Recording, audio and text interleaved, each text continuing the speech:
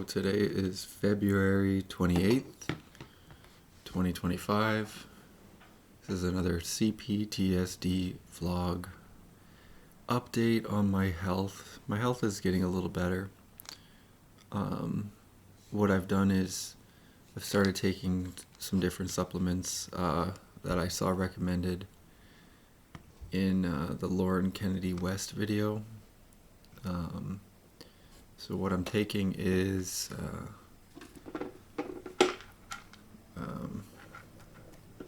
acetyl L-carnitine, and I'm taking N-acetyl L-cysteine,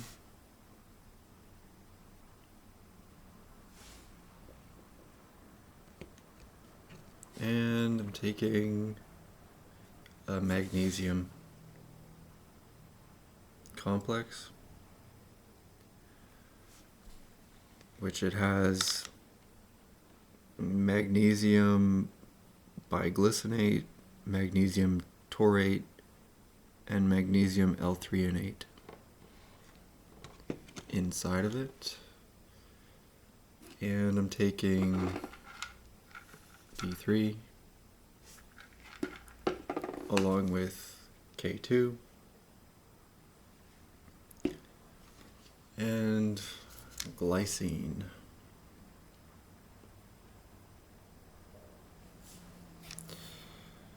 So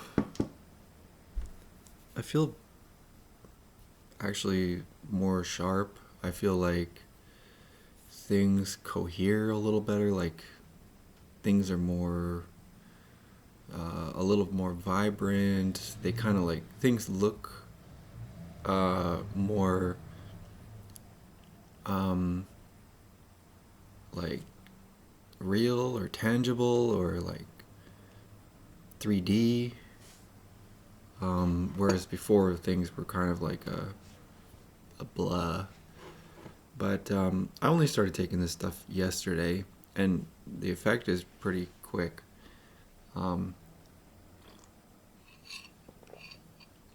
But I've also been trying to keep up with the keto diet, and yeah, I get my blood monitor, keto blood monitor, coming in the mail pretty soon. It says it already shipped, so we'll see when it gets here. Yeah, so then I can check my ketone levels. From one video I saw, it said that you want to be like above 1.5. I've also seen said you want to be above 2 ketones per millimole or something. And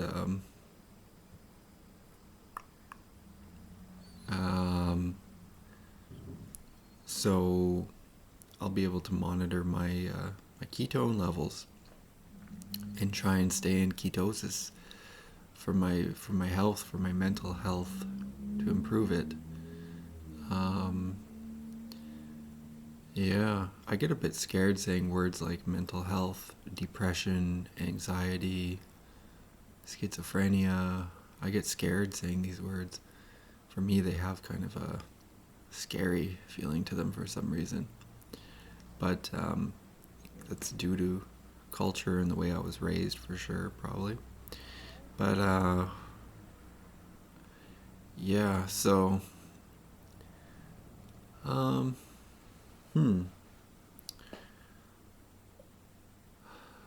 thoughts are always going, but then when it comes time to talk, I kind of lose my thoughts. So there's a bit of a disconnect between my brain's thinking and my mouth speaking, or my ability to speak stuff. But yeah, I still don't know what I'm gonna do about my job, and I don't know if I'm gonna stay here in this town. And like, the thing is, like, so I moved out of a city, and when I was growing up, like, I had these friendships, but it was like every single friendship fell apart. near the end before I left. And also, I mean, I took too much like psychedelic drugs, like mushrooms, and I took some LSD, and I was just like experimenting with all these different drugs and watching all these like videos on consciousness and all this different stuff, and like it got a bit too much. And also I was also like keeping everything inside, like suppressing mostly everything, because again, I have trouble saying certain things. Like I kind of get this selective mutism, and I'm always craving to have someone to talk to, but I have such a difficult time finding that. I think due to attachment reasons. But I mean, I don't know. Things have just been so hard out here in this little town.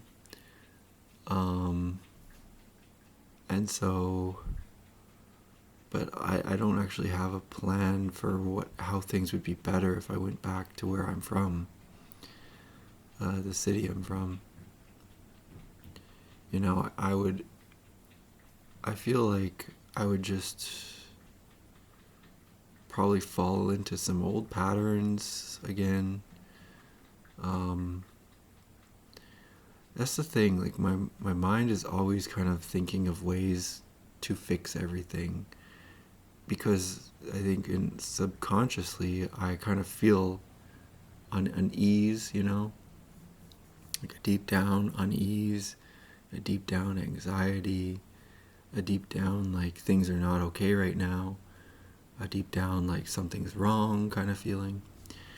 And I was able to explore that feeling a bit in ketamine sessions, and the ketamine kind of just let me know that things are okay. And so that was nice. And also the ketamine kind of helped me work through a little bit of the abuse that I went through, like physical abuse or abandonment. Because what it can do to you is it can, and not just ketamine, but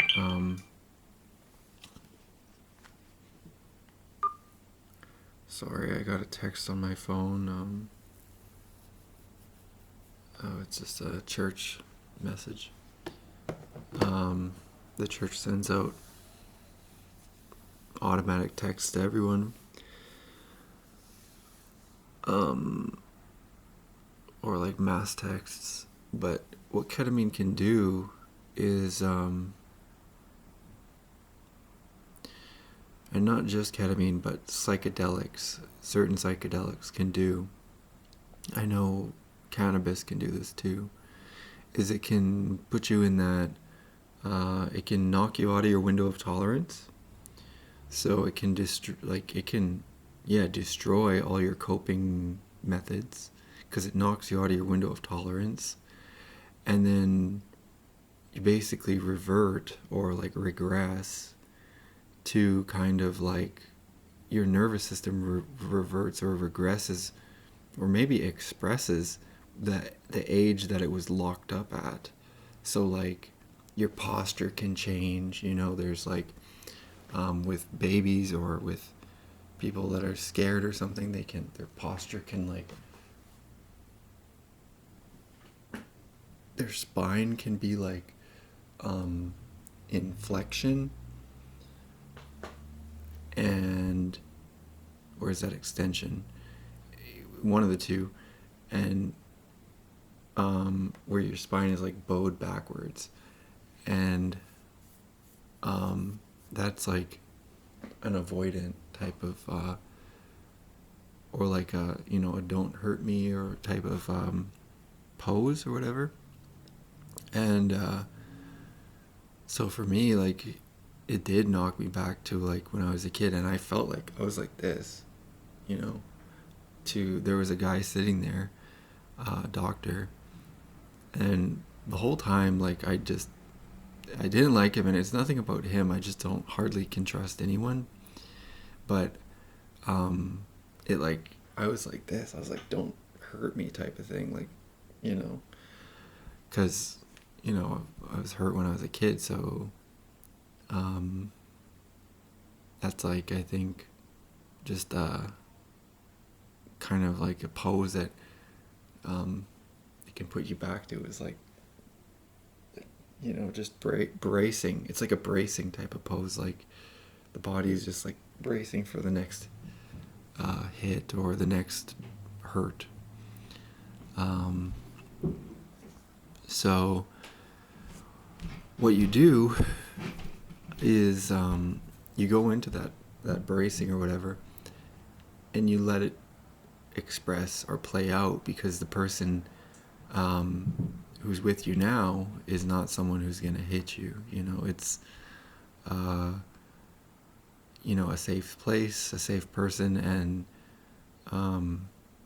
they don't hit you. They just treat you with empathy and kindness and compassion.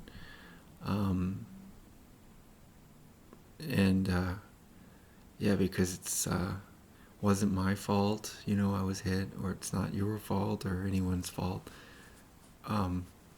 Well, I shouldn't say that. I should say it's just not the person who got hit's fault, right? It's not the kid's fault.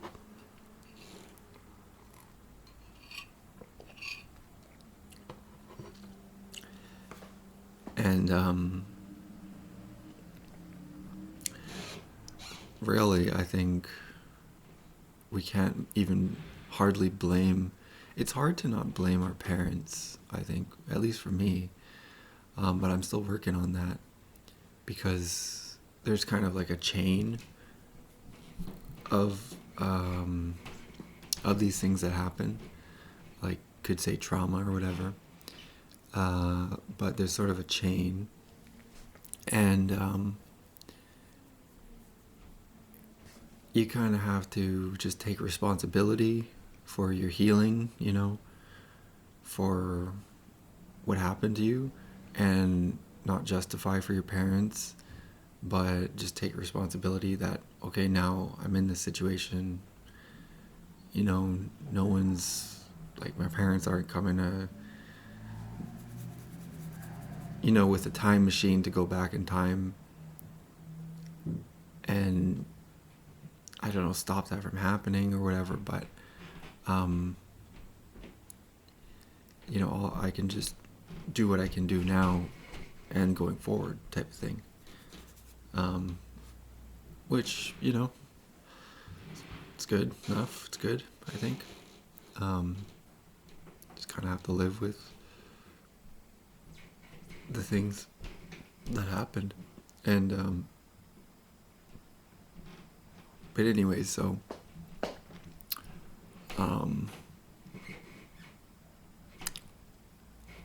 that's what kind of ketamine can do, and also cannabis, I know, can do that.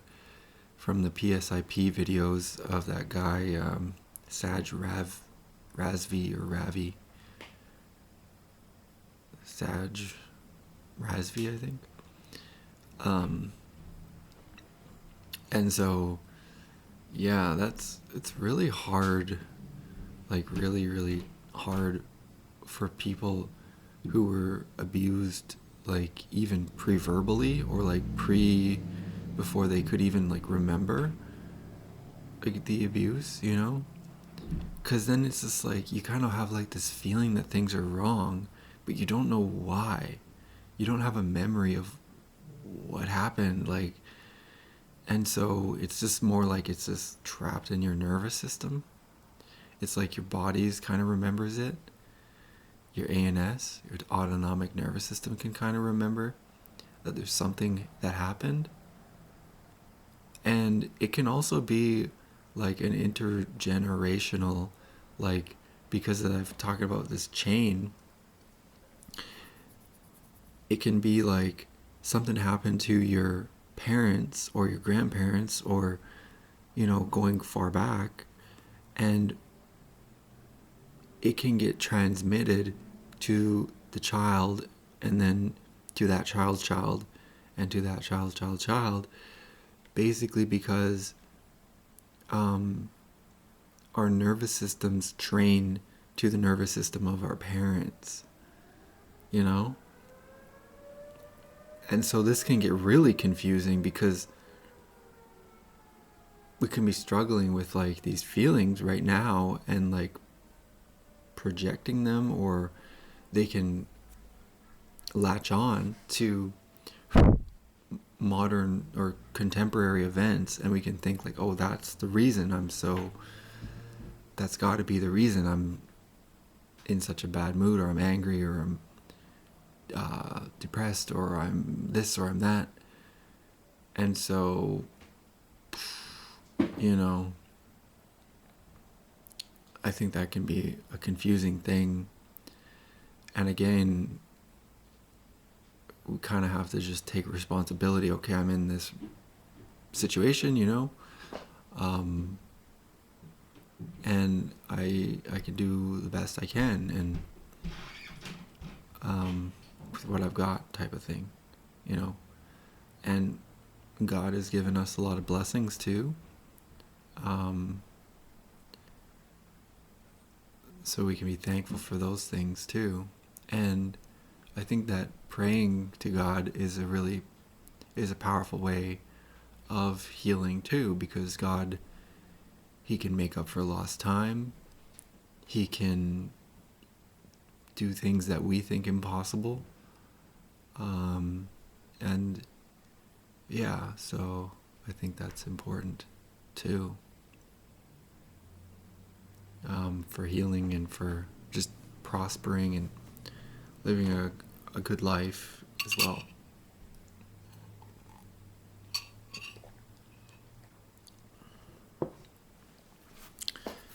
So,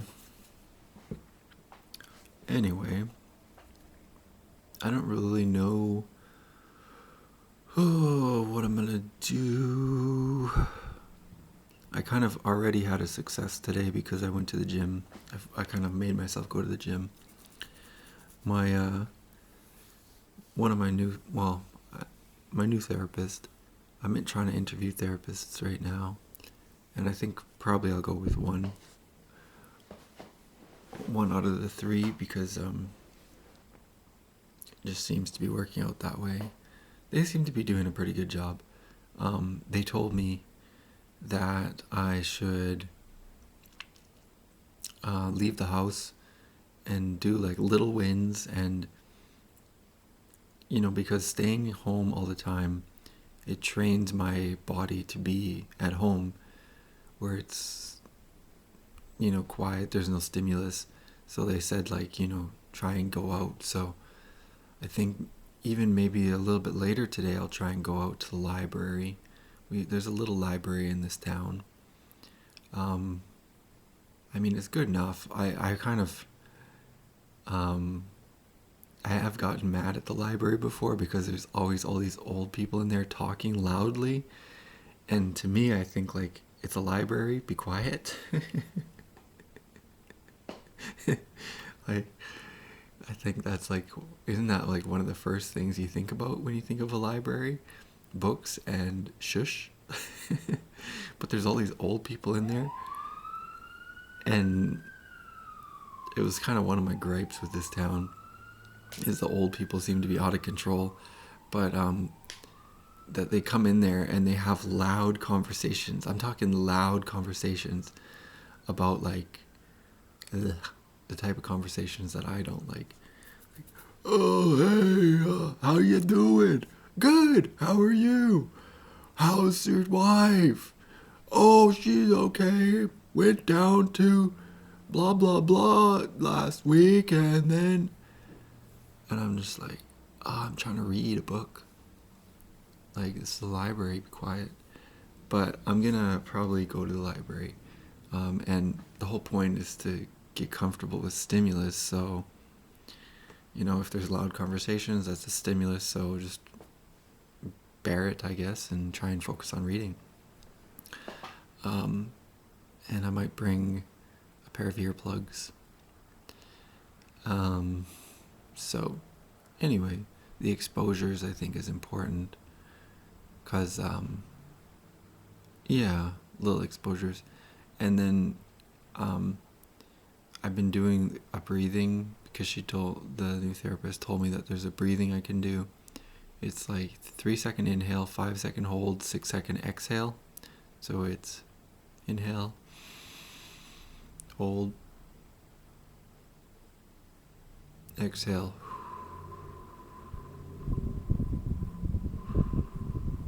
Inhale,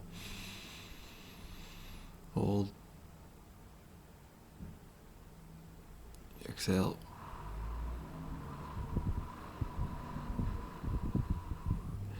And I noticed that it actually helps calm me down. I think that the longer exhales are calming to the body. When you take a shorter inhale and a longer exhale, it's calming. And my nervous system is like so jacked up that like my heart will just start randomly beating fast. And so I do the breathing and I breathe through it. And that's helpful. It's pretty helpful. Yeah. Anxiety is a really tough thing to live with, but I'm trying to manage.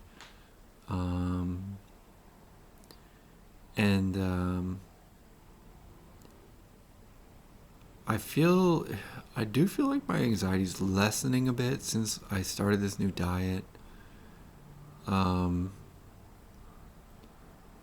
And yeah, I'm feeling that it's lessening a bit.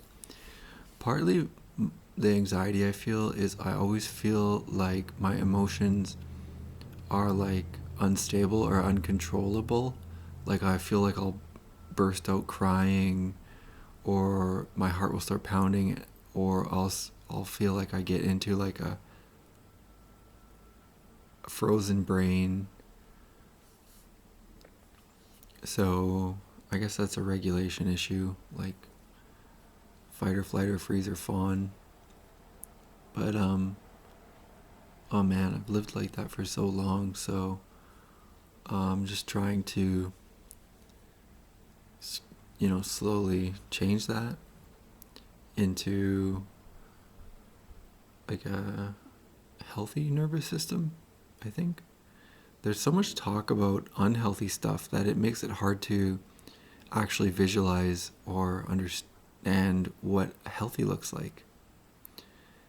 And I really feel like it's important because, at least for me, oftentimes when I'm learning something, I just look at the finished product, or I look at how somebody else is doing it. And that's how I kind of figure out what to do. But what I've noticed about it's hard to transplant that onto life because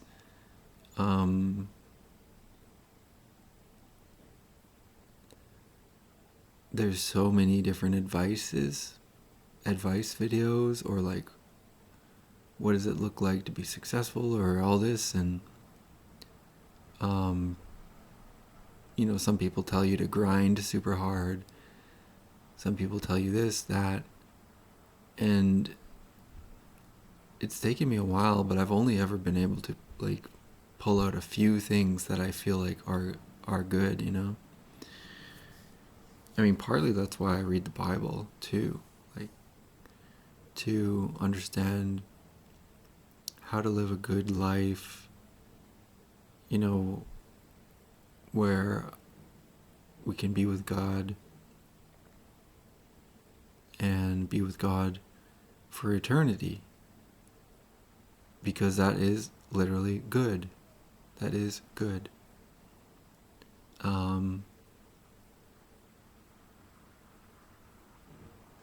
Yeah. So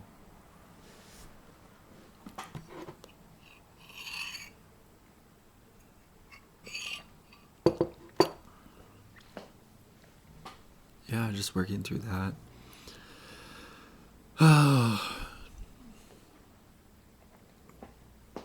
kind of hurts my brain a little bit to think about.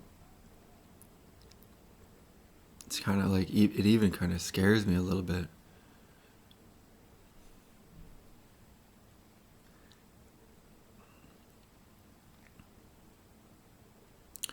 But I don't know what else I'm expecting, you know? And sometimes you hear people kind of,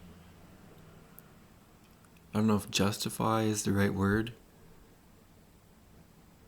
but explain their life or explain their thinking or explain something about how they see the world, ultimately. And yeah, you can hear it put into different ways, different life philosophies.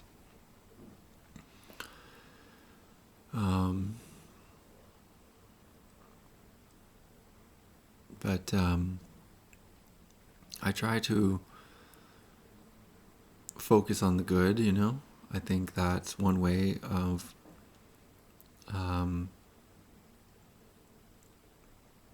being healthy mentally and living a good life is actually focusing on good things.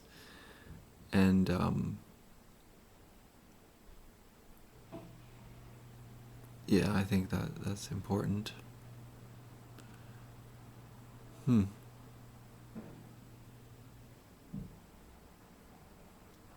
I want to be able to do good in my life, but I do have serious kind of doubts, especially around my mood and my feelings. Like, will I be motivated to do this in a few days or a week or whatever?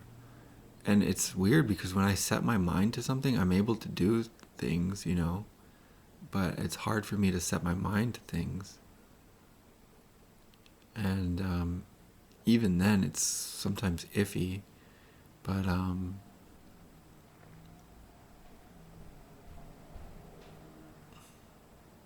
yeah, trying to find what I should do in life. I mean, I'm already almost 30. I'm 29. Be 30 in a month and a half. About a little bit less. But I've tried a whole whack of different things. So many different things. But I have trouble sticking to something. Mainly a lot because I have trouble enjoying things, you know. I think if I enjoyed things, it wouldn't be so hard.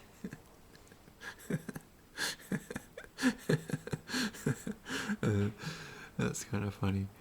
I think that the internet and like screens and computers has pretty much been I don't know, it's hard to say if it's been a detriment. I mean, it's had detrimental effects, let's put it that way, but it's also had positive effects. It's one of those things where you have to weigh and try and figure out the net outcome or the fruits of it. And that's the tricky one, because you're gonna have to zoom really far out, and you have to compare things, and you have to probably take surveys, and that's a tricky one. Whether the internet has been truly helpful or maybe a detriment, I don't know. I mean, it's enabled us to do so much, but it's also spiked all these mental illnesses among young people a lot.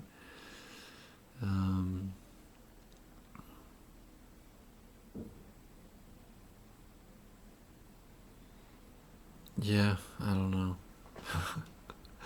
But it's a good question anyway. And it's so hard to figure out how to lead like a good life, you know? I guess that's why I read the Bible again. But anyway, kind of just running out of things to say. I think I'll cut this one out here. I might read some of my book. I'm trying to read it. I feel more like reading. Like, I feel more energy. I feel more energy to do things on this new diet and these supplements. I'm reading this book, August 1914 by Alexander Solzhenitsyn. It's a good book. It does get a bit long at some parts, but it's a good book. I like it. So anyway, bye for now.